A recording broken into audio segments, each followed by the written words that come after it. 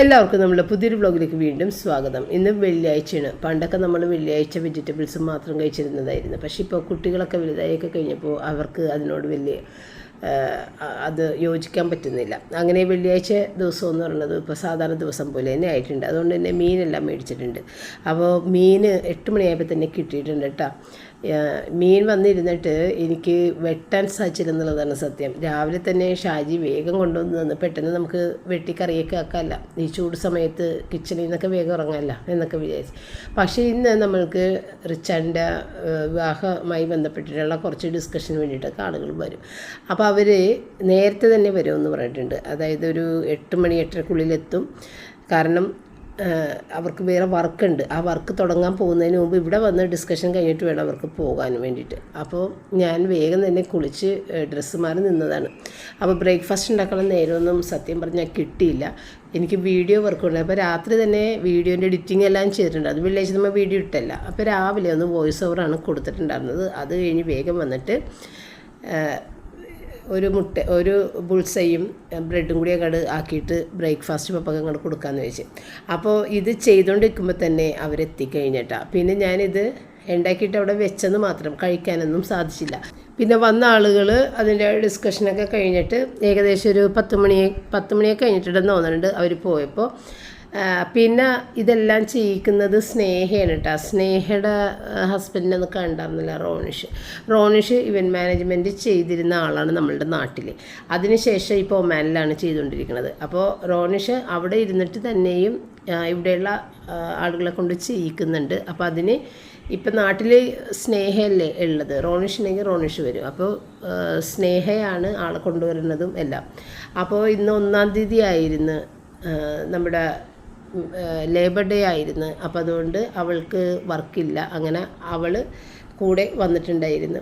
ഈ വന്ന ആളുകളുടെ കൂട്ടത്തിൽ അവൾ വന്ന്, അപ്പോൾ അവൾ കുറച്ച് നേരം ഇരുന്ന് സംസാരിച്ച് ഓരോ കാര്യങ്ങളെല്ലാം ഡിസ്കസ് ചെയ്ത് എല്ലാം കഴിഞ്ഞ് പോയി. ഏകദേശം ഒരു 12 മണിക്കാണ് ഈ മീൻ വെട്ടി ഞാൻ കൊണ്ടുവന്നേക്കണം കേട്ടോ.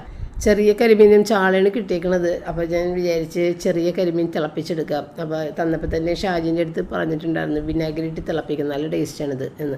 അപ്പോൾ തക്കാളി ഉണ്ടാകുന്നതുകൊണ്ട് ഞാൻ തക്കാളിയും കൂടി ഇട്ടിട്ട് പിന്നെ ഇത്തിരി വിനാഗിരിയും കൂടി ഇട്ട് അങ്ങനെ തിളപ്പിക്കാമെന്ന് വിചാരിച്ചേട്ടാ. ചാള അങ്ങനെ തന്നെ എടുത്തിട്ട് ഞാൻ ഫ്രീസറിലോട്ട് മാറ്റുകയും ചെയ്ത്.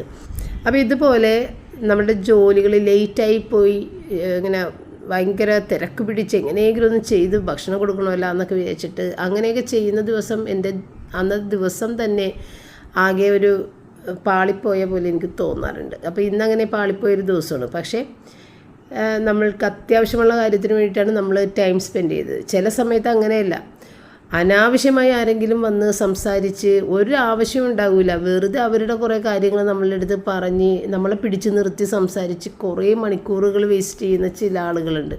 അങ്ങനത്തെ ദിവസത്തിൽ എനിക്ക് ഭയങ്കരമായിട്ട് കലിപ്പ് കയറും. കാരണം വളരെയധികം ഇങ്ങനെ ബുദ്ധിമുട്ടിച്ചിട്ട് നമ്മുടെ അന്നത്തെ ദിവസം പാഴാക്കി കളയുന്ന ചില ആളുകളുണ്ട്. ഇത് പക്ഷേ അങ്ങനെയല്ല, നമ്മളുടെ ഏറ്റവും ഇമ്പോർട്ടൻ്റ് ആയിട്ടുള്ള കാര്യങ്ങളൊക്കെ വേണ്ടിയിട്ടാണ് നമ്മൾ ടൈം സ്പെൻഡ് ചെയ്തത്. അപ്പോൾ അതിൻ്റെ ഇടയിൽ നമുക്ക് കഴിക്കാനുള്ള എന്തെങ്കിലും അത്യാവശ്യം കൊണ്ട് ഉണ്ടാക്കി കഴിക്കാമെന്ന് മാത്രമേ ഉള്ളൂ. വേറെ ഇപ്പോൾ എല്ലാ ദിവസത്തെയും പോലെ വേറെ എന്തെങ്കിലുമൊക്കെ വിഭവങ്ങളൊക്കെ ആക്കിയിട്ട് കഴിക്കാനൊന്നും പറ്റില്ല. അപ്പോൾ ഏതായാലും കരിമീൻ ഞാൻ തിളപ്പിച്ചെടുത്ത് നല്ല ടേസ്റ്റായിരുന്നു. അത് മാത്രം മതിയായിരുന്നു കറി, വേറൊന്നും വേണമെന്നുണ്ടായിരുന്നില്ല. അപ്പോൾ ചോറാണെന്നുണ്ടെങ്കിലും വെച്ചിട്ടുണ്ടായിരുന്നില്ല. കുറച്ച് ചോറ് ബാക്കിയുണ്ട്, അത്യാവശ്യക്കാർക്ക് കൊടുക്കാനുള്ള ചോറ് തലേദിവസത്തെ എന്തായാലും ഉണ്ടാവും. ഇപ്പോഴത്തെ കുക്കറിൽ ഞാൻ ചോറും കൂടി ഇട്ടിട്ടുണ്ട്. അവിടെ ചോറല്ല, അരി. ഇന്നത്തെ ദിവസം എനിക്ക് പറ്റിപ്പോയെന്ന് വെച്ച് കഴിഞ്ഞാൽ എൻ്റെ ഭക്ഷണം ഒരുപാട് താമസിച്ചിട്ടാണ് ഞാൻ കഴിക്കാൻ സാധിച്ചത്. എനിക്കങ്ങനെ ഭയങ്കരമായിട്ട് വിശന്ന് മൂർധന്യാവസ്ഥയും കഴിഞ്ഞ് അപ്പുറത്തേക്ക് പോയിട്ട് ഭക്ഷണം കിട്ടിയാലും എനിക്കൊന്നും ആയില്ല. എന്തോരം ഭക്ഷണം കഴിച്ചാലും വയറ് നിറയാത്ത പോലെ തോന്നും. അപ്പോൾ പപ്പക്ക് ഞാൻ ആദ്യം തന്നെ വിളമ്പി കൊടുക്കണേണ്. പപ്പക്ക് കഴിച്ചിട്ട് കുളിച്ച് ഒക്കെ കഴിഞ്ഞ് കുരിച്ചിനിടയിലോട്ട് പോകാനുണ്ട്. അപ്പോൾ ആ നേരത്തെ നമ്മൾ ചിക്കനൊക്കെ ഫ്രൈ ചെയ്ത് ഞങ്ങളും കഴിക്കാൻ തുടങ്ങി. അപ്പോഴേക്കും പപ്പ പോകാൻ വേണ്ടിയിട്ട് താഴത്തേക്ക് ഇറങ്ങി വന്നു. അപ്പോൾ ഞാൻ പറഞ്ഞു പപ്പ പോയിട്ടും വരുമ്പോഴത്തേക്ക് എനിക്ക് ഇത്തിരി പലഹാരങ്ങൾ എന്തെങ്കിലും മേടിച്ചിട്ട് വരണം, എനിക്കിന്ന് ഇങ്ങനത്തെ ഒരു പ്രശ്നമുണ്ട്, കുറേയൊക്കെ കഴിക്കണമെന്നുള്ള ഭയങ്കര ആഗ്രഹമുണ്ട്, എത്ര കഴിച്ചിട്ടും ഒരു തൃപ്തിയാകുന്നില്ല. അപ്പോൾ പപ്പ ഞാൻ വരുമ്പോൾ മേടിച്ചിട്ട് വരാമെന്ന് പറഞ്ഞു. അപ്പോൾ പപ്പ വന്ന നേരത്ത് വേറെ എന്തെങ്കിലും കഴിക്കാം എന്നുള്ളൊരു, പപ്പ ഒരു 2-3 മണിക്കൂർ കഴിഞ്ഞിട്ട് വരുള്ളൂ. അങ്ങനെ ഏതായാലും റയം പറഞ്ഞ് ബ്ലിങ്കിറ്റിൽ കുറച്ച് എന്ത് വേണം മമ്മിക്ക്. അപ്പോൾ ഞാൻ പറഞ്ഞു എനിക്ക് ഐസ്ക്രീം കഴിക്കാൻ തോന്നുന്നുണ്ട്, കപ്പ്ലൈൻറ്റ് കഴിക്കാൻ തോന്നുന്നുണ്ട് എന്നൊക്കെ പറഞ്ഞു. അങ്ങനെ ഞങ്ങൾ ബ്ലിങ്കിറ്റിൽ ഓർഡർ കൊടുത്തു. ഭക്ഷണമൊക്കെ കഴിച്ചതിന് ശേഷം ബ്ലിങ്കിറ്റ് ഓർഡറും കൊടുത്തിട്ട് ഇവിടെ മാറി കിടക്കണേണേ. തത്തമ്മോ കുഞ്ഞിനെന്താ വേണ്ടത്? അങ്ങോട്ട് ഇങ്ങോട്ട് നോക്കണേന്ന്. എന്ത് സാധനമാണ് ചേട്ടൻ എടുക്കാൻ പോണത്? ഇറക്കി. കുഞ്ഞിനെന്താണ് എടുക്കാൻ പോണ ചേട്ടൻ? ഇറക്കി. തല ചലിക്കണില്ല ഇപ്പം. ഇറക്കി ഇപ്പം വരുമെന്ന് ഉറപ്പായി. ക്ഷമയില്ലടാ കുഞ്ഞങ്ങോട്ട് വന്ന്. കൊച്ചും മമ്മിയും താഴെ കിടക്കണേ പോയിട്ടിട്ട്.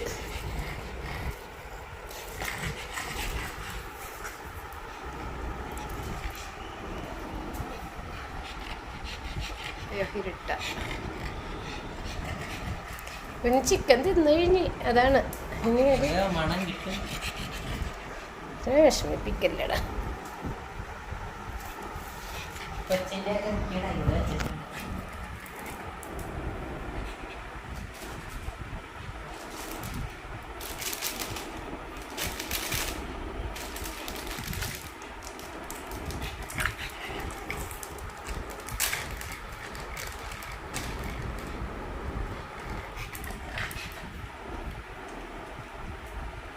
ഒഴുക്കടാ.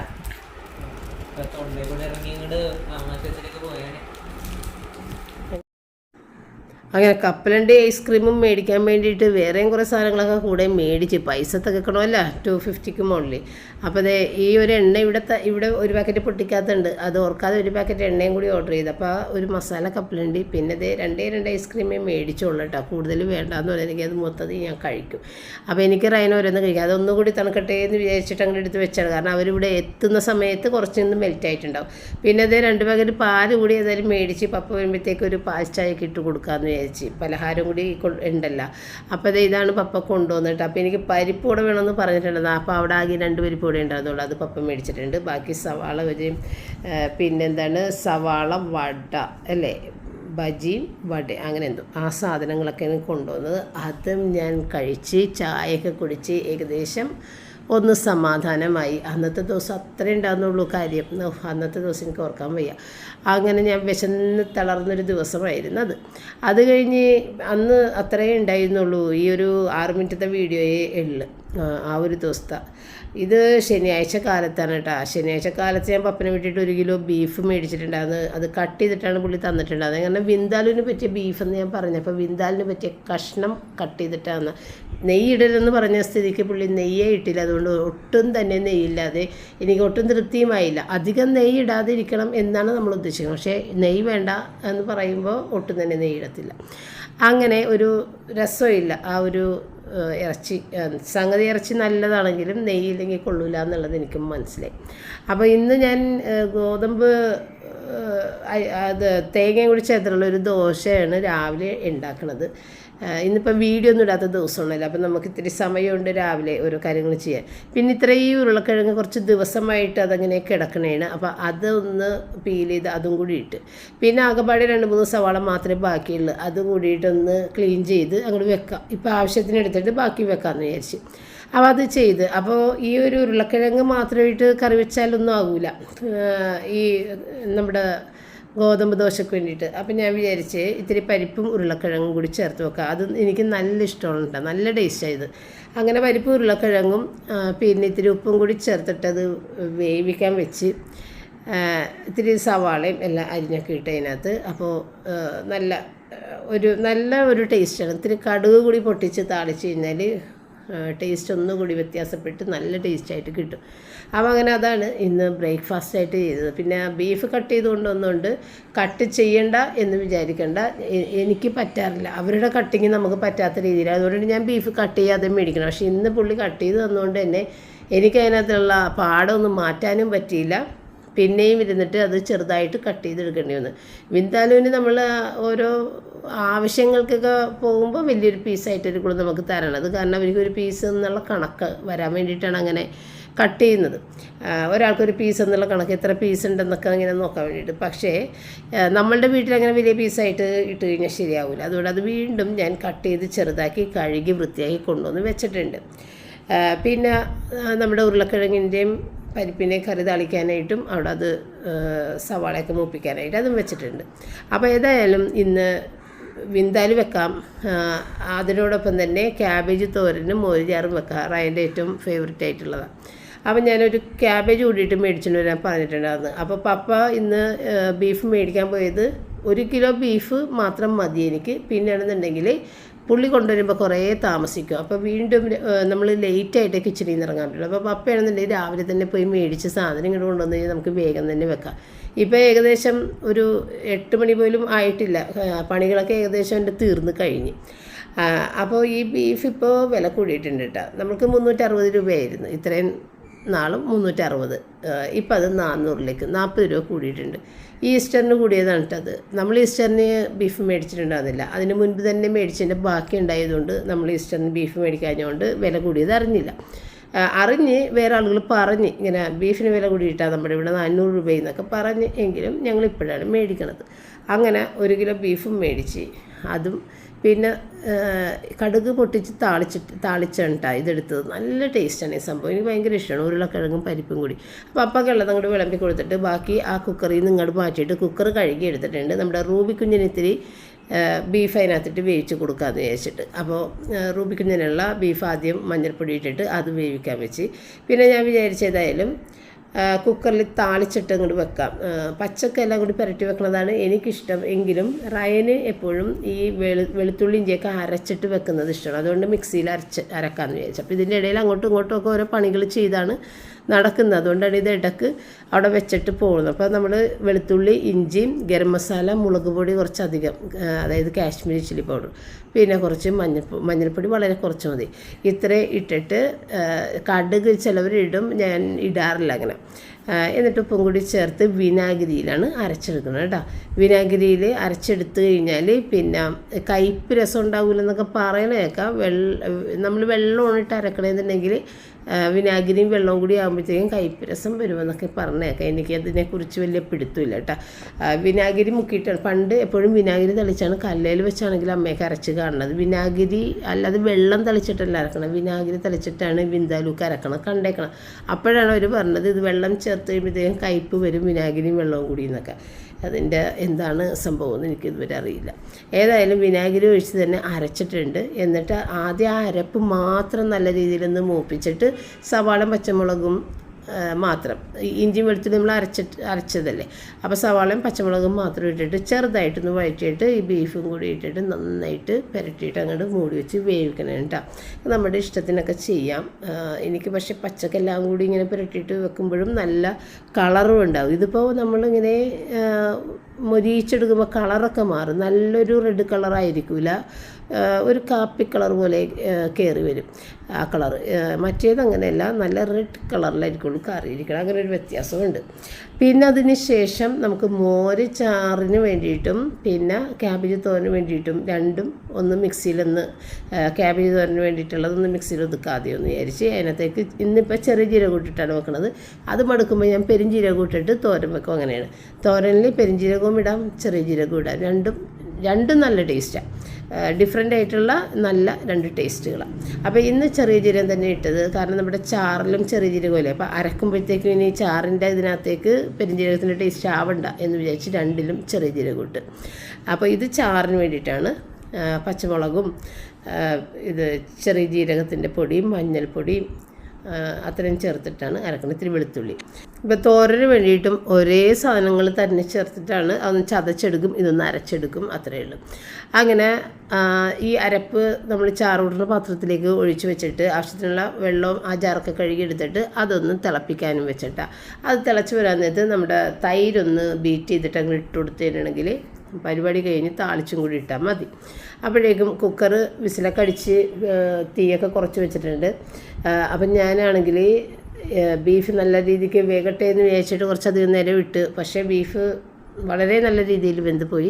എനിക്കതും അങ്ങനെ ഇഷ്ടമല്ല, ഒരുപാട് വെന്ത ബീഫൊന്നും എനിക്ക് തൃപ്തിയല്ല. അപ്പോൾ ഇന്ന് മൊത്തത്തിൽ തൃപ്തിയില്ലാത്ത കറിയായിരുന്നു ഈ ഒരു വിന്താലും. ഒന്നാമത് അത് ഒരു തരി പോലും നെയ്യില്ല. അതുകൊണ്ട് തന്നെ കറി കാണുമ്പോഴത്തേക്കും ഒരു മാറ്റ് ഫിനിഷിങ് ടൈപ്പിലായിരിക്കുള്ളൂ കറി ഇരിക്കുന്നത്, അല്ലാതെ ആ ഒരു നെയ്യ് തെളിഞ്ഞിട്ടുള്ളൊരു കറിയല്ല. നെയ്യ് തെളിഞ്ഞിട്ടുള്ള കറികളാണ് കാണുമ്പോൾ തന്നെ നമുക്കറിയാം നല്ല ടേസ്റ്റാണ്. ഇത് ഒരു നെയ്യും ഇല്ലാതെ ഒരു പുകഞ്ഞ് നിൽക്കുന്ന രീതിയിലുള്ളൊരു കറിയായിരുന്നു. എനിക്ക് ഒട്ടും ഇഷ്ടപ്പെട്ടില്ല. വീട്ടിലാരും കുറ്റമൊന്നും പറയൂല, പക്ഷേ എനിക്കറിയാം നല്ലതും ചീത്തയും കാണുമ്പോഴത്തേക്കും എനിക്കറിയാമല്ല. അവർക്ക് പിന്നെ അങ്ങനെയൊന്നും ഒരു പ്രശ്നമില്ല. ഇപ്പോൾ റയനാണെങ്കിലും ഒന്നും പറയൂല. റയന് നല്ല ഇഷ്ടപ്പെട്ട ഒരു കുഴപ്പമില്ലാന്ന് പറഞ്ഞു, പപ്പക്കും ഒരു കുഴപ്പമില്ലാന്ന് പറഞ്ഞിട്ടാണ് കഴിച്ചത് കേട്ടോ. അപ്പോൾ ഇനി ആ ക്യാബേജ് ദൂരം കൂടി വെച്ചാൽ മതി. ക്യാബേജ് അരിഞ്ഞ് എടുത്തിട്ടില്ല, അതുകൊണ്ടാണ് ആ തേങ്ങക്കൂട്ട പാത്രത്തിൽ തന്നെ ഇട്ടിട്ട് മൂടി വെച്ചേക്കണേ. ഇനി ക്യാബേജ് അരിഞ്ഞ് കഴുകിയൊക്കെ എടുത്ത് അതിനെ കൂടി മിക്സ് ചെയ്തിട്ട് ഒന്ന് കടുക് പൊട്ടിച്ച് വറുത്ത് ഇട്ട് കഴിഞ്ഞാൽ അതും കഴിഞ്ഞു കേട്ടോ. പിന്നെ നമ്മൾ ചാറിനകത്തേക്ക് ഇത്തിരി മുളക് പൊടിയും മഞ്ഞൾപ്പൊടിയും കായപ്പൊടിയും ഉലുവ പൊട്ടിച്ചിട്ടുണ്ട്, ഇത്തിരി ഉലുവ പൊടിയും കൂടി ഞാൻ ഇട്ടിട്ടുണ്ട്. അതെല്ലാം കൂടി ഇട്ട് അത് ഒന്ന് മൂടി അങ്ങോട്ട് വെച്ച് കഴിഞ്ഞിട്ടുണ്ടെങ്കിൽ അതിന് ഫ്ലേവറൊക്കെ അങ്ങോട്ട് ഇറങ്ങിയിട്ട് നല്ല അടിപൊളിയായിട്ട് ആ ചാറും റെഡിയാണ്. അവില്ലേ ഇനിയിപ്പോൾ നമ്മളുടെ 10th കഴിഞ്ഞ കുട്ടികൾ, +2 കഴിഞ്ഞ കുട്ടികളൊക്കെ ഇനി മുന്നോട്ട് എന്താ ചെയ്യേണ്ടത്, ഏതാണ് എടുത്ത് പഠിക്കേണ്ടതെന്നൊക്കെയുള്ള ഒരു കൺഫ്യൂഷനിൽ ഒക്കെ ആയിരിക്കും അല്ലേ. അപ്പോൾ മാർക്ക് കിട്ടിയ കുട്ടികളും മാർക്ക് കിട്ടാതെ ഒട്ടും തന്നെ ഒരു സ്ഥലത്ത് അഡ്മിഷൻ കിട്ടാതെയൊക്കെ ഇരിക്കുന്ന കുട്ടികളൊക്കെ ഉണ്ടാവും. അപ്പോൾ പാരൻസാണ് അവരെ ഏറ്റവും കൂടുതൽ സപ്പോർട്ട് ചെയ്യേണ്ടത്. എല്ലാ വർഷവും ഞാനിത് പറയണത്, കാരണം മാനസികമായി കുട്ടികളെ തകർത്ത് കളയരുത്. കാരണം ഈ കുപ്പയിലെ മാണിക്യം പോലെ എന്നൊക്കെ പറയൂലേ, ഈ പരീക്ഷ എന്നൊക്കെ പറയണത് വലിയ കാര്യങ്ങളൊന്നും അല്ല എന്നുള്ളത് തന്നെ കുട്ടികളെ പറയുക. കാരണം ദൈവത്തിൻ്റെ പരീക്ഷകളുണ്ട്, അതിന് നമ്മൾ പാസ്സായാലേ നമ്മളുടെ ജീവിതം ഭദ്രമാകുള്ളൂ. അപ്പോൾ ഒരുപാട് മാർക്കുകളും റാങ്കും മേടിച്ചിട്ട് ഒന്നും പറ്റാതെ വീട്ടിൽ മുറിയിൽ അടച്ചിരിക്കുന്ന ആളുകളും ഞങ്ങളുടെ കൂട്ടത്തിലുണ്ട് കേട്ടോ. ഞങ്ങളുടെ റിലേറ്റീവ്സ് അങ്ങനത്തെ ആളുകളുണ്ട്. ഇതും ഞാൻ ഇടയ്ക്ക് പറയുന്നതാണ്. കാരണം റാങ്ക് ഹോൾഡർ ആയിരുന്നു ഡിഗ്രിക്കൊക്കെ, പക്ഷേ ആ പുള്ളി ഒരു ജോലിക്കും പോകാൻ പുള്ളിക്ക് തോന്നാതെ ഒരു മുറിയിൽ അടച്ചിരിക്കുക, വിവാഹം പോലും കഴിക്കാതെ പ്രായമായി അങ്ങനെയുള്ള ആളുകളൊക്കെ ഉണ്ട് കേട്ടോ. അപ്പോൾ നമ്മൾ ഈ പരീക്ഷ പാസ്സായി നല്ല മാർക്ക് മേടിക്കുക എന്നുള്ളത് മാത്രമല്ല ജീവിതത്തിൻ്റെ ലക്ഷ്യം. ഇപ്പോൾ വേറൊരു എക്സാമ്പിൾ ഞാൻ പറയാം. നമ്മുടെ റയൻ്റെ കൂടെ പഠിച്ചൊരു കൊച്ചുണ്ട്. അവൻ എപ്പോഴും നമ്മുടെ വീട്ടിൽ വരികയും എല്ലാം ചെയ്യുന്ന കുട്ടിയാണ്. ഡെൽറ്റയിൽ പഠിച്ചുകൊണ്ടിരിക്കുന്ന സമയത്ത് തന്നെ ഒരു 5ാം ക്ലാസ്സിൽ എന്തോ വെച്ചിട്ട് അവർ സ്കൂളിൽ നിന്ന് മാറ്റി. കാരണം അവരുടെ വീട്ടിൽ കുറച്ച് ഫൈനാൻഷ്യൽ ക്രൈസിസിലേക്ക് പോയി. ഉത്തരവാദിത്വമില്ലാത്ത അവൻ്റെ ഫാദർ ആ ഒരു അവസ്ഥയിലേക്ക് പോയി. പിന്നെ അയാൾ ഒന്നും തന്നെ കുടുംബത്തിന് വേണ്ടി ചെയ്യാത്ത ഒരവസ്ഥയിലേക്കായി. ഈ മോനാണ് ആ വീട്ടിലെ ഏറ്റവും ഇളയത്. മൂത്ത ചേച്ചിമാരുണ്ട്. ഈ കൊച്ച് ഇത്രയും ചെറുപ്പത്തിൽ തന്നെ, അതും ഏറ്റവും മോശപ്പെട്ട എന്ന് പേര് കേട്ട ഒരു സ്കൂളിൽ കൊണ്ടുപോയിട്ട് ഫീസൊന്നും ഇല്ലാത്തതുകൊണ്ട് അവിടെ കൊണ്ടാക്കുകയാണ് ചെയ്തത്. അത് ഞങ്ങൾക്ക് പേഴ്സണലായിട്ട് ഞങ്ങളുടെ കുടുംബത്തിന് തന്നെ ഭയങ്കര വിഷമമുണ്ടായി. കാരണം ആ കൊച്ചിനെ നമ്മളെപ്പോഴും കാണുകയും സംസാരിക്കുകയും ചെയ്യുന്ന കുട്ടിയാണ്. അപ്പോൾ ഡെൽറ്റ എന്ന് പറയുമ്പോൾ അത്രയും സ്റ്റാൻഡേർഡ് ആയിട്ടുള്ള ഒരു സ്കൂളിൽ നിന്ന് പെട്ടെന്ന് ഇത്രയും ഈ കുപ്പത്തൊട്ടിയിൽ വീണ ഒരവസ്ഥ കുഞ്ഞിനുണ്ടായി. പക്ഷേ അവൻ കുപ്പത്തൊട്ടിയിൽ വീണ മാണിക്കമാണെന്നൊക്കെ ഞങ്ങൾ ഉയർച്ചകൾ കണ്ടപ്പോഴാണ് മനസ്സിലാക്കിയത്. അപ്പോൾ ഇല്ല, ഇതിൻ്റെ ഇടയ്ക്ക് നമ്മൾ ഈ വിന്താലുവിൻ്റെ ഉള്ളിലേക്ക് ഒരു ഇത്തിരി പഞ്ചസാരയാണ് ഏറ്റവും അവസാനം ഇട്ട് കൊടുത്തത് കേട്ടോ. എന്നാലാണ് ആ ടേസ്റ്റ് ബാലൻസ് ചെയ്ത് നല്ല ഒരു പ്രത്യേക നല്ലൊരു ടേസ്റ്റിൽ വരുള്ളൂ. അപ്പോൾ ഇത്തിരി പഞ്ചസാരയും കൂടി ഇട്ടിട്ടുണ്ട്, ഒരു 1/2 ടീസ്പൂൺ പഞ്ചസാര. പിന്നെ ഏതായാലും ഇന്നിപ്പോൾ നമ്മുടെ വാഷിംഗ് മെഷീൻ ഒന്ന് ഡ്രം ക്ലീനിങ് ചെയ്തേക്കാമെന്ന് വെച്ചിട്ട് ഈ ഒരു ഡ്രം സ്കെയിൽ എന്ന് പറഞ്ഞില്ലേ, ആ ഒരു മോഡിലേക്ക് ഇട്ടിട്ടാണ് നമ്മൾ ഓൺ ചെയ്യണം. അപ്പോൾ ഏകദേശം 1 മണിക്കൂറിൽ കൂടുതൽ ഇത് കറങ്ങി അതിൻ്റെ എല്ലാ കറകളും പോകുമെന്നാണ് പറഞ്ഞത്. പക്ഷേ കറയൊന്നും പോകാറില്ല, ഉള്ളിലെന്തോ അഴുക്കുകളൊക്കെ പോകുമെന്നാണ് പറയണത്. ഏതായാലും അത് ഇടയ്ക്ക് ചെയ്യാറുണ്ട്. അപ്പോൾ അത് ഒരു ടാബ്ലറ്റ് പോലത്തെ ഒരു സംഭവമാണ്, അത് പൊടിഞ്ഞു പോയിട്ടാണ്. അതുകൊണ്ടാണ് അതങ്ങനെ പൊടിയായിട്ട് നിന്ന് വെച്ചത്. അപ്പോൾ അത് ഇട്ടതിൻ്റെ ഇടയിൽ ഏതായാലും അത് ഒന്ന് വാഷായി കിട്ടട്ടെ എന്ന് വിചാരിച്ചിട്ട് അതും ചെയ്ത്, പിന്നെ തുണികൾ വിരിക്കാനുള്ളതൊക്കെ നമ്മൾ നേരത്തെ തന്നെ വിരിച്ചിട്ടുണ്ടായിരുന്നു കേട്ടോ. അപ്പോൾ തുണികളൊക്കെ വിരിച്ച്. അപ്പം ഞാൻ പറഞ്ഞു വന്ന എൻ്റെ ഫ്രണ്ടിൻ്റെ ഒരു കാര്യം എന്ന് പറഞ്ഞു കഴിഞ്ഞാൽ, അവൻ ആ സ്കൂളിലേക്ക് മാറ്റിയപ്പോൾ ഞങ്ങൾക്ക് ഒരുപാട് വിഷമമുണ്ടായി. പക്ഷേ അവൻ്റെ മനസ്സപ്പോൾ സ്ട്രോങ് ആയി വരുന്നുണ്ടായിരുന്നെന്ന് ഞങ്ങൾ അറിഞ്ഞില്ല. കാരണം ഇനി അവനെ സംരക്ഷിക്കാൻ ആരുമില്ലെന്ന് അവന് മനസ്സിലായി. അവന് അമ്മയുണ്ട്, ചേച്ചിമാരുണ്ട്. അപ്പോൾ അവരുടെ ഉത്തരവാദിത്തങ്ങൾ എൻ്റെ ചുമലിലാണെന്നുള്ളൊരു ബോധം ചെറുപ്പത്തിൽ ആ കുട്ടിക്ക് വന്ന് അതോടുകൂടി അവൻ വലിയ ബിസിനസ് മാൻ ആകുകയാണ് ചെയ്തത്. ചെറിയ ചെറിയ ബിസിനസ്സുകൾ ചെയ്ത് അവന് മീനിൻ്റെ കുഞ്ഞുങ്ങളെ വിൽക്കൽ അങ്ങനത്തെയൊക്കെ ആയിരുന്നു സ്കൂളിൽ പഠിക്കുമ്പോൾ ചെയ്തിരുന്നത്. ഇപ്പം അവൻ വലിയ ബിസിനസ് മാനാണ്. അവനെ കണ്ടു കഴിഞ്ഞാൽ നമ്മുടെ റയൻ്റെ മൂത്ത ചേട്ടനാണെന്ന് വിചാരിക്കും. അത്രയും ബോഡി ബിൽഡിംഗ് ഒക്കെ ചെയ്ത് എത്രയോ കാറുകളൊക്കെ അവൻ സ്ഥിരമായി ഇങ്ങനെ നമ്മുടെ ഇന്ത്യക്കകത്ത് പല സ്റ്റേറ്റുകളിൽ ഇങ്ങനെ നാട്ടിലുണ്ടാവില്ല. എപ്പോൾ വിളിച്ചാലും ഓരോരോ സ്ഥലത്തായിരിക്കുള്ളൂ. മിക്കവാറും നാട്ടിൽ വന്നു കഴിഞ്ഞാൽ ഉടനെ ഓടി റായിൻ്റെ അടുത്ത് വരും, ഞങ്ങളുടെ അടുത്ത് വരും, സംസാരിച്ചിട്ടൊക്കെ പോവുള്ളൂ. അപ്പോൾ അവൻ ഇത്രയും കരുത്തനായൊരു മനുഷ്യനായത് അവൻ്റെ ഫാദറിൻ്റെ ഉത്തരവാദിത്തമില്ലായ്മയിൽ നിന്നുമാണ്. അപ്പോൾ അതും ഏതായാലും നന്നായി. അല്ലെന്നുണ്ടെങ്കിൽ ഏതെങ്കിലുമൊക്കെ കോഴ്സുകളൊക്കെ പഠിപ്പിച്ച് പ്രൊഫഷണൽ കോഴ്സിലൊക്കെ കയറ്റിയിട്ട് അവൻ ചിലപ്പോൾ ജോലിയില്ലാതെ തെക്കുകളൊക്കെ നടന്നേനെന്ന് ഞാൻ വിചാരിക്കാറുണ്ട്. അപ്പോൾ എല്ലാം നല്ലതിന് വേണ്ടിയാണ് എന്നാണ് നമ്മൾ വിചാരിക്കേണ്ടത്. അങ്ങനെ നമ്മൾ ലഞ്ച് കഴിഞ്ഞ് കുറച്ച് നേരം വിശ്രമമൊക്കെ കഴിഞ്ഞിട്ട് ഞാനും പപ്പയും കൂടി ഇവിടെ പുറത്തിറങ്ങി നിൽക്കുന്നത് ഗിൽഡനെയും വെയിറ്റ് ചെയ്ത് നിൽക്കുന്നതാണ്. കാരണം ഗിൽഡ ജോലി കഴിഞ്ഞ് കുറച്ച് നേരത്തെ ഇറങ്ങാമെന്ന് പറഞ്ഞ് ജോലി കഴിഞ്ഞിട്ട് അങ്ങനെ ഇത്തിരി നേരത്തെ ഇറങ്ങി വന്ന് ഞങ്ങളെ കൂട്ടിക്കൊണ്ട് വൈപ്പിൻകരയിലേക്ക് പോകണേണ്. അപ്പം നമ്മൾ ഓട്ടോക്കാണ് പോണത്. കാരണം ഇവിടെ കാറിൽ പോകൽ ബുദ്ധിമുട്ടാണ്. ക്യൂവിൽ കിടന്ന് നമ്മുടെ നേരം പോകും. നമുക്കപ്പോൾ അധികം നേരമില്ല. വൈകുന്നേരം 5 മണിക്കാണ് നമ്മൾ ഇറങ്ങിയേക്കണത്. അപ്പോൾ 9:30 മുന്നേ നമുക്ക് ഇപ്പുറത്തേക്ക് വരികയും ചെയ്യണം. അല്ലെങ്കിൽ റോറോ നിർത്തി 9:30 വരെ ഉള്ളു. അപ്പം അങ്ങനെ നമ്മൾ ഓട്ടോക്ക് വന്നിട്ട് നമ്മുടെ വീട്ടിൽ നിന്ന് ഓട്ടോക്ക് റോറോ ജെട്ടിയിൽ വന്ന് അവിടെ നിന്ന് വൈപ്പിൻകരയിലേക്ക് ഇറങ്ങിയിട്ട് അടുത്ത ഓട്ടോ പിടിച്ചിട്ടാണ് നമ്മൾ പോകുന്നത്. എവിടേക്കാണെന്ന് വെച്ച് കഴിഞ്ഞാൽ ഫർണിച്ചർ എടുക്കാൻ വേണ്ടിയിട്ടാണ്. ഗിൽഡക്ക് പരിചയമുള്ള ഒരു സ്ഥലത്തേക്കാണ് നമ്മളെ കൊണ്ടുപോകുന്നത്. അപ്പോൾ ഗിൽഡയുടെ നാടാണ് കേട്ടോ ഇത്. ഗിൽഡ അവിടെ നിന്നാണ് ഞങ്ങളുടെ ഫോട്ടോച്ചിലേക്ക് വിവാഹം ചെയ്ത് വന്നേക്കുന്നത്. അപ്പോൾ ഗിൽഡക്ക് അവിടെയുള്ള എല്ലാം പരിചയമുണ്ട്. ഇപ്പോൾ പോകുന്നത് എളങ്ങുന്നപ്പുഴ എന്ന് പറഞ്ഞൊരു സ്ഥലത്തേക്കാണ്. എളങ്ങുന്നപ്പുഴയിൽ അവിടുത്തെ ഗവൺമെൻറ് സ്കൂളിൻ്റെ ഓപ്പോസിറ്റ് പ്രസ്റ്റീജ് എന്ന് പറഞ്ഞിട്ടുള്ള ഒരു ഫർണിച്ചർ കടയുണ്ട്. കടയെന്നൊന്നും പറയാൻ പറ്റില്ല കേട്ടോ, അത് ചെന്ന് കണ്ടാലേ അറിയുള്ളൂ. അതിവിശാലമായ ഷോറൂം എന്നൊക്കെ പറയൂലേ, ഇത്രയും വിശാലമാണെന്ന് നമ്മൾ ഒരിക്കലും വിചാരിക്കില്ല. അതിവിശാലം എന്നൊക്കെ പറയണതിനൊക്കെ ഒരു പരിമിതിയുണ്ട്. ഇത് അതിൻ്റെ അപ്പുറത്തുള്ള എനിക്ക് തോന്നുന്നത് അതൊരു ഏക്കർ സ്ഥലത്താണെന്ന് തോന്നുന്നത് ആ ഒരു ഷോറൂം ഉള്ളത്. അത്രയും സാധനങ്ങൾ സ്റ്റോർ ചെയ്തേക്കണേന്. അത്രയും വലിയ ഒരു കട. ഞങ്ങൾ ശരിക്കും അന്തം വിട്ടു പോയി എന്ന് പറയാം അങ്ങോട്ട് കയറി കഴിഞ്ഞിട്ട്. അത്ര സാധനങ്ങളാണ് അവിടെ കിടക്കുന്നത്. അതിൽ നമുക്ക് ഏറ്റവും സന്തോഷമുള്ളൊരു കാര്യമെന്ന് വെച്ച് കഴിഞ്ഞാൽ ഇതാണ് കേട്ടോ കട. എനിക്ക് അപ്പോൾ അവിടെ തിരക്കായതുകൊണ്ട് എനിക്ക് അപ്പുറത്ത് നിന്നിട്ട് വീഡിയോ എടുക്കാൻ സാധിച്ചില്ല. അതുകൊണ്ടാണ് ഞാനിങ്ങനെ ഇവിടെ നിന്നിട്ട് എന്നെ ഇങ്ങനെ പൊക്കി പിടിച്ച കട പേര് പ്രസ് ചെയ്യുന്നത് ഞാൻ കാണിച്ചത് കേട്ടോ. ഇതങ്ങോട്ട് കയറിക്കഴിഞ്ഞാൽ ഇത് എൻട്രൻസാണ്. ഇതങ്ങോട്ട് അകത്തേക്ക് കയറിയാൽ നോക്കത്താ ദൂരത്തോളം നമുക്ക് വേണ്ടതായ സകല സാധനങ്ങളും വളരെ നിസാര വിലക്ക് ക്വാളിറ്റിയോട് കൂടിയിട്ട് കൊടുക്കുന്നൊരു കടയാണ് ഇത്. എനിക്ക് തോന്നുന്നത് നമ്മളുടെ ഇന്ത്യയിൽ തന്നെയും ഇതുപോലൊരു ഷോറൂം ഉണ്ടാവില്ലെന്നാണ് എനിക്ക് തോന്നുന്നത്. ഏതായാലും നമ്മളിതുവരെ ഒരു സ്ഥലത്ത് വീഡിയോകളിൽ പോലും കണ്ടിട്ടില്ല ഇത്രയധികം സാധനങ്ങൾ സ്റ്റോർ ചെയ്തിട്ടുള്ള. അപ്പം ഇവരുടെ ഗോഡൗൺ വേറേതുണ്ട്. ഇത് ഗോഡൗൺ പോലെ തന്നെ അതിനു വേണ്ടി സാധനങ്ങൾ കൊണ്ടുവന്നിട്ടിരിക്കുന്ന ഒരു ഇത് ഷോറൂമാണ്.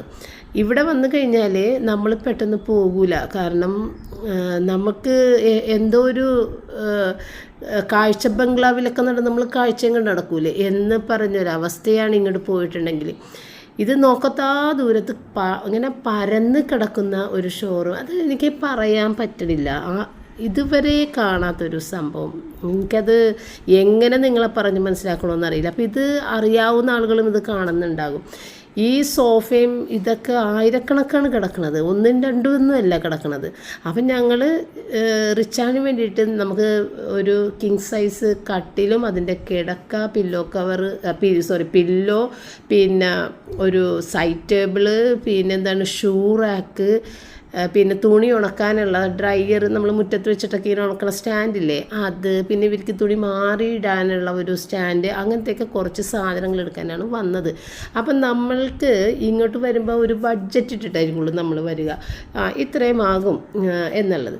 പക്ഷേ ഇവിടെ വന്ന് കഴിയുമ്പോൾ നമ്മൾ എടുക്കുന്ന സാധനം നമ്മളുടെ ബഡ്ജറ്റിൻ്റെ പകുതി വിലയേ ആകുള്ളൂ. അപ്പോൾ ഇവിടെ വരുന്ന കസ്റ്റമേഴ്സ് ചെയ്യുന്നത് അയ്യോ ഇത്രയും പൈസ കുറവാണെന്നാൽ പിന്നെ നമുക്ക് ആ ഒരു ബഡ്ജറ്റ് നമുക്ക് ഉണ്ടല്ല, അതിന് നമുക്ക് വേറെ എന്തെങ്കിലും സാധനങ്ങൾ കൂടി മേടിക്കാം എന്ന് പറഞ്ഞിട്ട് ഇവിടെ വന്ന് ആളുകൾ ഒരു സാധനം എടുക്കാൻ വരുന്ന ആളുകൾ 2, 3, 4 സാധനങ്ങൾ നമ്മളുടെ ആ ബഡ്ജറ്റിൽ ഒതുക്കിയെടുത്തിട്ടാണ് കൊണ്ടുവരുന്നത്.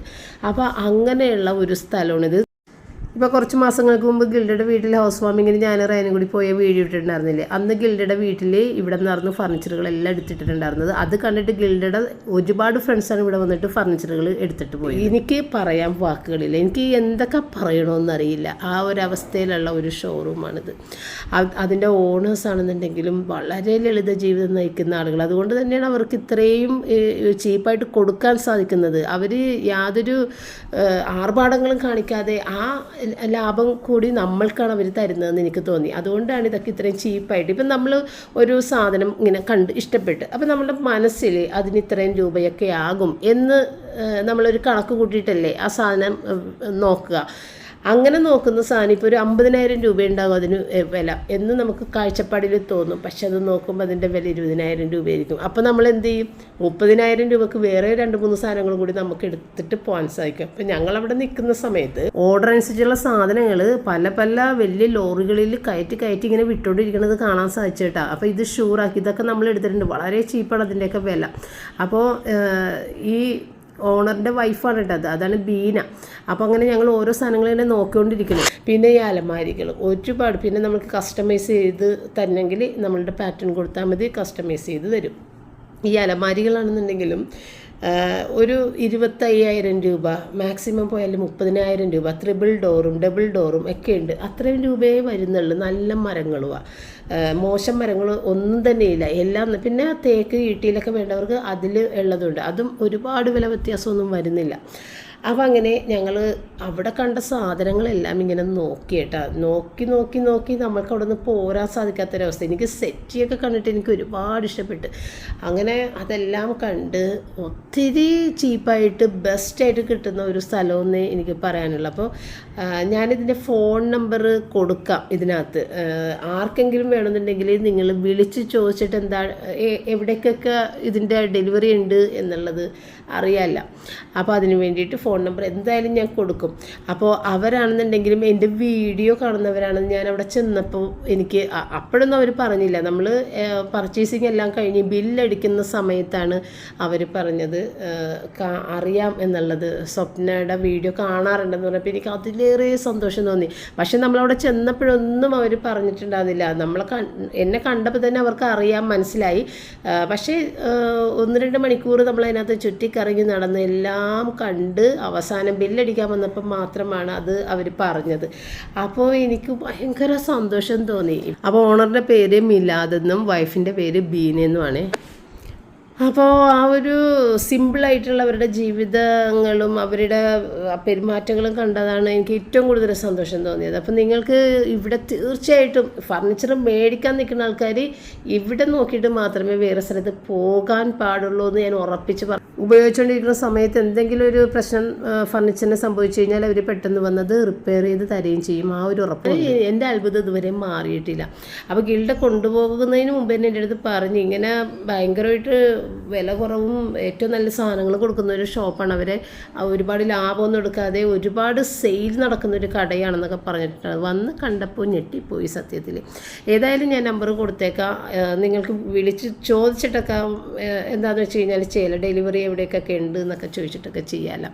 അപ്പം ഞങ്ങൾ ഇതെല്ലാം കഴിഞ്ഞ് ഓർഡറൊക്കെ കൊടുത്ത് തൊട്ടടുത്തുള്ള ഒരു കടയിൽ കയറി ഇത്തിരി ദാഹം കൊണ്ട് വയ്യാഞ്ഞിട്ട് ഒരു സർബത്ത് കുടിച്ചു. കാരണം അവിടെ ഒന്നും കൂൾ ബാർ അങ്ങനത്തെ സംഭവങ്ങളൊന്നും ഉണ്ടാകുന്നില്ല. അപ്പോൾ ഒരു സർബത്തൊക്കെ കഴിച്ച് പിന്നെ കുറച്ച് പിള്ളേർക്കുള്ള ബിസ്ക്കറ്റ് ഇതൊക്കെ ഞങ്ങൾ രണ്ടാളും മേടിച്ച് ഓരോ കിറ്റിലെ കൈ പിടിച്ച് പിന്നെ അത് തിരിച്ച് ഓട്ടോയിലും ജങ്കാറിലും ഒക്കെ റോറോയിലും ഒക്കെ കയറി ഇറങ്ങി നമ്മൾ ഇവിടെ എത്തിയിട്ടുണ്ട്. ഗിൽഡയുടെ വീടിൻ്റെ അവിടെ ഗിൽഡനെ ഇറക്കി കൊടുത്ത് പിന്നെ ഞങ്ങൾ ഇവിടെ വന്നിറങ്ങിയപ്പോൾ അപ്പോൾ അവിടെ പൈസയൊക്കെ പേയ്മെൻറ്റൊക്കെ ചെയ്ത് ഓട്ടോനെ പറഞ്ഞു വിട്ടിട്ട് ദേ വരണുണ്ട്.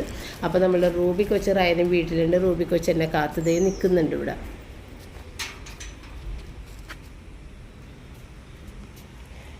തത്തുമ്മോ ചരിഞ്ഞരിഞ്ഞ് വന്നേന് അതിന് ഓടാനൊന്നും പറ്റുള്ള ടൈപ്പാ.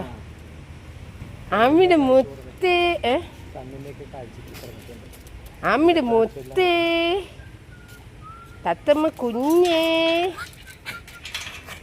അമ്മിയുടെ മുത്തച്ചി അടിയേ അടിയേ തത്തുമ്മോ. മതി ശ്വാസം മുട്ടണ്ട. അപ്പാ